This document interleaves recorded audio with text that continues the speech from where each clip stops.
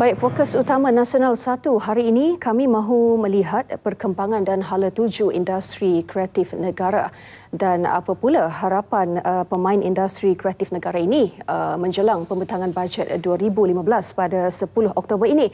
Untuk itu kami undang ke studio pengarah urusan Le Kopak Haji Burhanuddin Mat Razzi. Selamat datang ke studio Haji Burhanuddin. Baik, siapa yang tidak kenal syarikat animasi tempatan yang cukup popular dengan siri animasi Upin dan Ipin. Terima kasih Tuan Haji kerana sudi bersama kami pada tengah hari ini. Menjelang pembentangan bajet 2015, mungkin sebelum kita pergi ke persoalan itu, Haji, mungkin Haji boleh berikan gambaran bagaimana perkembangan dan potensi industri kreatif dalam negara ketika ini?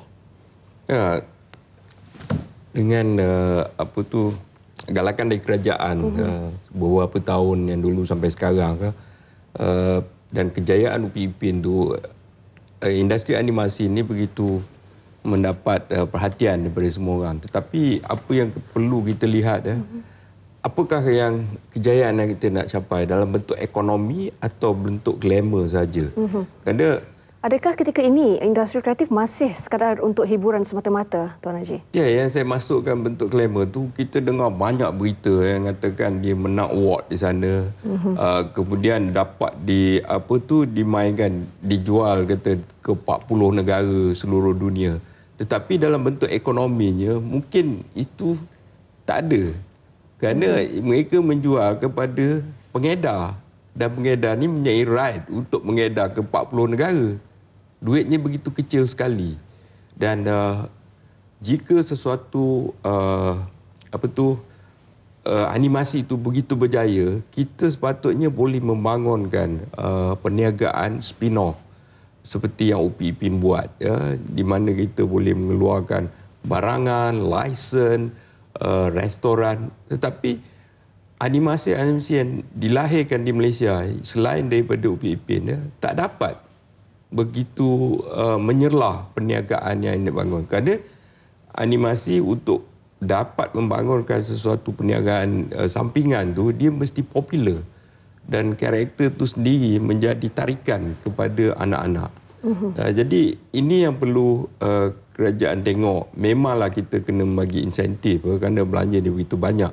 Tetapi jika kita nak menjana ekonomi, kerana animasi ini dia begitu subjektif dan melibatkan high-tech semua. Jadi kalau kita mau menjana ekonomi ini, dia tidak boleh dijana seperti nak membangunkan peniaga kecil atau membangunkan industri pembuatan. Kerana untuk kita mendapat kerja-kerja daripada luar, dia kena ada reference. Syarikat ini berjaya ke menghasilkan yang begitu banyak. Jadi fokus pada kerajaan sekarang untuk membantu syarikat yang ada kekuatan. Itu dibantu untuk mereka menjadi lagi besar. Kerana industri ini untuk membangunkan menjadi satu seperti Disney gitu, dia memerlukan ramai pekerja. Dan setiap pekerja itu pelaburan dia begitu tinggi. Setiap seperti saya, kalau bawa satu orang masuk ke dalam syarikat, kita harus membelanjakan sekitar RM20,000 penyediaan komputer dia punya software dan sebagainya. Sekurang-kurang RM20,000. Itu belum termasuk gaji. Jadi kita tidak mampu membuat itu semua kalau tidak ada bantuan. Tetapi kalau misalnya syarikat saya dibagi bantuan begitu besar, kita boleh ada 200-300 orang dan kita boleh mengambil kerja-kerja dari luar. Kerana syarikat saya ni sudah terkenal dan banyak kita mendapat pertanyaan, proposal, tetapi banyak yang saya tolak kerana untuk membuat kita punya hati intelek ni pun kita dah tak cukup tangan. Saya kira Le Kopak Production sendiri merupakan salah satu contoh kejayaan sebenarnya dalam negara apabila dilihat syarikat Haji telah memperluaskan produk dengan membuka kedai makan Upin dan Ipin sendiri. Ketika ini berapa banyak cawangan sebenarnya, Haji? Sekarang kita ada 10 cawangan di Malaysia. Dan restoran itu dibuka sebenarnya untuk menjadi wadah kita dapat menjual barangan dan merchandising. Dan selain itu kita ada keluarkan jus segala. Dan sekarang saya sedang berusaha nak membawa OPEP ni masuk ke Jepun. Tetapi kita susah nak masuk ke Jepun ni kerana mereka tidak suka nak menerima kandungan dari luar. Jadi salah satu cara saya masuk ke sana bulan 11 ni bila dia ada Japan Halal Forum, saya menjadi co-organizer dan OPEP kita minta dia menjadi official mascot. Dan selain itu saya buka restoran halal di Jepun dan OPEP akan menjadi center point dia. So mungkin satu hari besok orang Jepun kenal OPEP, barulah stesen TV-nya boleh menerima OPEP. Tapi macam di Turki, kita dapat jual kepada syarikat itu. Seperti yang saya cakap, hasil daripada penjualan di luar negara ni tidak begitu tinggi. Kita mengharapkan dia popular dan menjadi spin-off. Jadi spin-off itu antara laluan potensi dan juga perkembangan industri kreatif, terutamanya animasi tempatan tempatan kita. Bila bercakap mengenai pertumbuhan dan bagaimana industri kreatif terutamanya dalam animasi tempatan ini boleh menyumbang ke arah pertumbuhan ekonomi negara, mungkin mahu kita lihat pertumbuhan peluang pekerjaan dalam industri ini bagaimana, Haji? Ya, peluang pekerjaannya begitu besar. Umpamanya pembuatan filem-filem animasi di luar negara itu terlalu mahal. Jadi kebanyakan dia menyuruh membuat kandungan tu di tempat negara ketiga yang upah kerjanya rendah lagi, berbanding seperti negara India, mereka, di Thailand atau di China. Jadi kalau kita nak bersaing untuk mendapat itu, studio kita mesti ada track record yang begitu kuat. Itu yang saya katakan, kalau kerajaan nak membantu, dia harus pergi kepada syarikat-syarikat yang sudah kukuh dia, dibesarkan lagi. Kerana untuk seseorang animator tu yang pakar dalam itu, dia mengambil masa setahun atau 1,5 tahun baru mereka boleh begitu mahir dalam menghasilkan animasi. Dan syarikat kita memang ada latihan dan 100% pekerja kami kita ambil daripada lepasan-lepasan universiti dan kita latih sendiri. Pastinya banyak peluang dan ruang yang kita boleh terokai dalam industri kreatif negara seperti apa yang Haji kongsikan tadi. Jika kita melihat potensi pasaran luar negara pula, bagaimana Haji ketika ini? Di mana produk animasi kita mendapat tempat? Kita beruntung kerana OPEP ini begitu popular di Indonesia.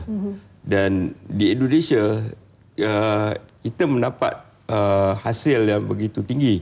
Kerana kita bernasib baik kerana kita tidak menjual kepada stesen TV itu, tetapi kita share revenue. Kita berkongsi pendapatan. Dan model ini hanya syarikat kami saja dapat. Banyak produser di Indonesia pun tidak dapat cara ini kita menjual. Dan OPEP begitu terkenal di sana dan setiap kali dia main tu mungkin 1 jam 3 kali sehari, begitu banyak hasilnya.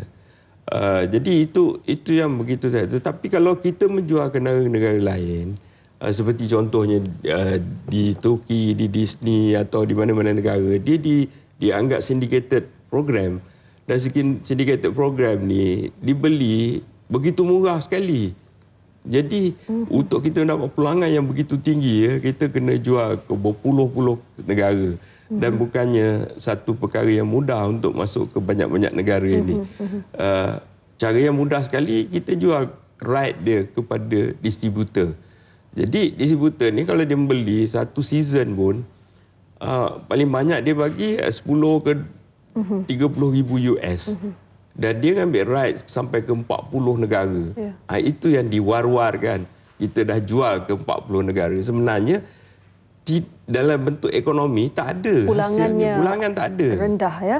Begitu rendah. Baik, mungkin ada keperluan untuk entiti pengedaran antarabangsa di situ memandangkan kekangan yang disebutkan oleh Haji tadi. Ya, begitu banyak usaha untuk memasarkan ke luar negara. Kita ambil contoh MDEC, Finas dan beberapa agensi, beberapa syarikat ni cuba memasarkan ke luar negara. Tetapi apa yang nak dipasarkan? Kerana tak ada konten yang boleh kuat untuk keluar dan dipasarkan setakat ini. Bagi UPIPIN, saya punya strategi, saya tak mau memasarkan keluar mengejar pasaran di luar sana kerana kita dah dapat Indonesia begitu kuat dan kita dah main di Disney, di Turki, dan sekarang kita tunggu kerana tidak berbaloi untuk kita memasarkan sana. Jadi kita tunggu. Sekarang kita banyak dapat pertanyaan daripada negara-negara luar dan kalau harganya bagus kita jual. Kalau tidak tak apa. Ya, kita pergi begitu kan tiap-tiap negara tu, tapi pulangan dia tidak berbaloi untuk kita memasarkan. Jadi mungkin perlu ada strategi lain seperti spin-off yang disebutkan oleh Haji tadi pada awal perbualan kita tadi. Yang masalah sekarang, adakah kita dapat menghasilkan animasi popular yang disukai oleh rakyat atau disukai oleh global, dia cakap. Untuk kita tahu animasi ini popular ke tidak, dia harus disukai di dalam negara sendiri.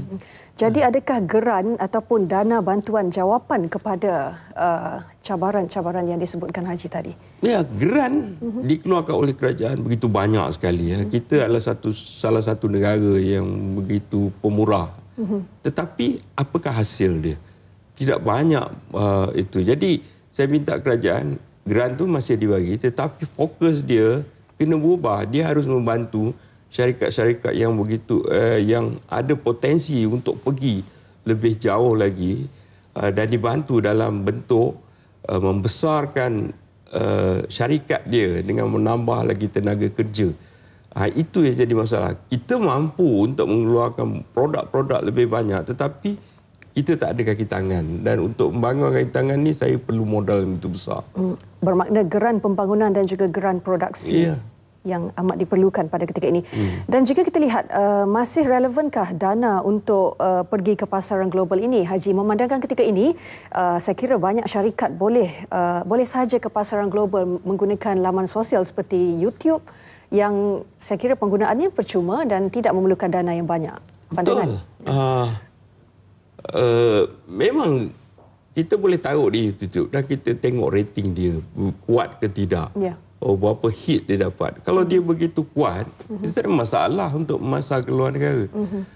Seperti yang saya cakap tadi, adakah kita nak pergi ke setiap negara cuba menjual? Sedangkan di negara sendiri pun payah kita nak menjual kan. Antara ATM atau syarikat-syarikat lain tu, kita nak menjual kepada syarikat-syarikat TV di dalam negara pun susah kerana produk tu tidak kuat. Dan jika kita imbas ke Bali pun, kerajaan pernah mengeluarkan dana pinjaman industri kreatif bernilai 200 juta ringgit beberapa tahun lalu. Perlukah mungkin dana sebegini diperkenalkan lagi dalam bajet akan datang, Haji? Memang dana ni sentiasa ada dalam industri kreatif ni, banyak dibagi sama ada dia park di MDEC atau dia park di Finas. Tetapi yang saya tekankan sekarang, dana ni tidak boleh dibagi kepada sebarang company. Kerana sekarang cara dia ada jawatan kuasa penilai, dan syarikat ni bila dia minta dana, bawa 5 minit klip, tunjuk wah ini ada potensi. Dan kerajaan dibagi dana itu, bila keluar tak laku. Sekarang kerajaan harus fokus pada company-company yang telah membuktikan keupayaan dia dan dibagi sokongan supaya syarikat ini boleh besar lagi dan mengambil lagi orang, dan kita keluarkan produk lagi kuat untuk dijual ke seluruh negara. Apa yang Haji maksudkan ialah kriteria pemberian dana yang mungkin lebih ketat, lebih berfokus kepada produksi yang berkualiti. Mungkin kualiti berbanding kualiti, maksud Haji tadi. Ya, kualiti daripada kuantiti. Itu yang masalah sekarang. Baik, Haji, kita sudah di akhir perbincangan ini. Mungkin ada harapan yang mahu disuarakan menjelang pembentangan bajet 2015 nanti. Secara ringkasnya. Ya, kita berharap bukan saja cara perbantuan tu diberi seperti sekarang, tergantung pada pitching atau apa. Sekarang fokus dia harus melihat setiap syarikat yang ada kemampuan untuk pergi lebih jauh dalam membangunkan dari segala aspek dalam industri ini seperti menambah pekerja dengan new teknologinya, itu yang dibantu. Jadi cara pemberian bantuan itu berbeza daripada yang ada sekarang. Sekarang saya rasa banyak yang gagal dalam diberi bantuan dan hasilnya tidak setimpal dengan apa yang diberi. Baik, Haji Burhanuddin Mat Razi, Pengarah Urusan Le Copak Productions yang berhad. Terima kasih kerana bersama Nasional 1 hari ini.